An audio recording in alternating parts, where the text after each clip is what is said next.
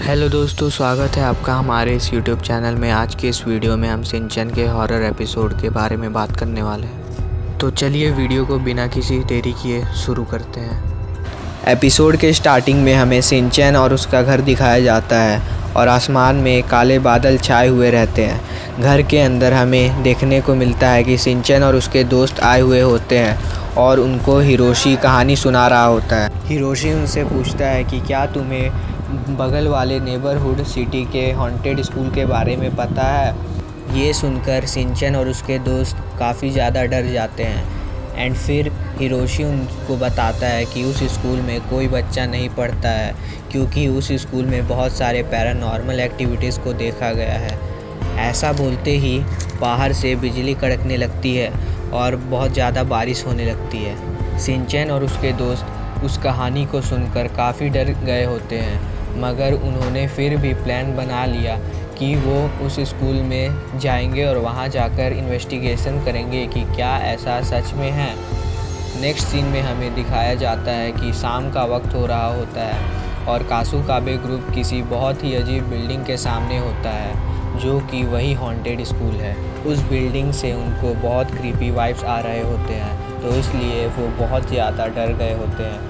मगर Kazama as usual की तरह दिखाने की कोशिश कर रहा होता है कि उसे डर नहीं लग रहा। काफ़ी हेजिटेशन के बाद वो लोग स्कूल के अंदर चल जाते हैं एंड वो सीढ़ियों से सेकंड फ्लोर की ओर बढ़ जाते हैं। कुछ देर बाद कैमरा का एंगल चेंज होता है और हमें एक पियानो देखने को मिलता है जो कि चांद की किरण में अपने आप बज रहा होता है। वो पियानो की आवाज़ शिनचैन को सुनाई देती है और शिनचैन बोलने लगता है कि इतनी मधुर पियानो की आवाज़ कहाँ से आ रही है। आखिर वो पियानो अपने आप कैसे बज सकता है, ये जानने के लिए आप आगे देखें। सेकंड फ्लोर पर जब शिनचैन और उसके दोस्त जाते हैं तब वे देखते हैं कि वहाँ पर एक सुंदर मैम होती है जिसे शिनचैन बात कर रहा होता है। तभी हमें पता चलता है कि ये मैम कोई टीचर नहीं है बल्कि अपने स्कूल के साथ आई होती है इस स्कूल को इन्वेस्टिगेशन करने के लिए कि क्या ये स्कूल सच में हॉन्टेड है या नहीं। दोनों ग्रुप साथ साथ हॉल में चल रहे होते हैं कि तभी वे डिसाइड करते हैं कि वे दोनों ग्रुप अलग अलग डायरेक्शन की ओर जाएंगे। कासुकाबे ग्रुप एक बहुत ही वियर्ड स्कूल में एंटर करता है जहाँ पे सामने एक स्केलेटन लगा हुआ होता है एंड वो क्लासरूम बहुत ज़्यादा डार्क एंड सैडी होता है और तभी उन्हें पियानो की आवाज़ दोबारा सुनाई देती है। तब वे लोग बहुत ज़्यादा ही डर जाते हैं और डर के मारे वो भागकर एक दूसरे रूम की तरफ जाने लगते हैं। उस रूम का दरवाज़ा खोलने पर कासुकाबे ग्रुप देखता है कि नैनी उस रूम के एक मिरर के सामने खड़ी होती है। फिर कज़ामा हैरान हो जाता है क्योंकि नैनी हमेशा उन्हीं के साथ थी, फिर वो इस रूम में कैसे आई।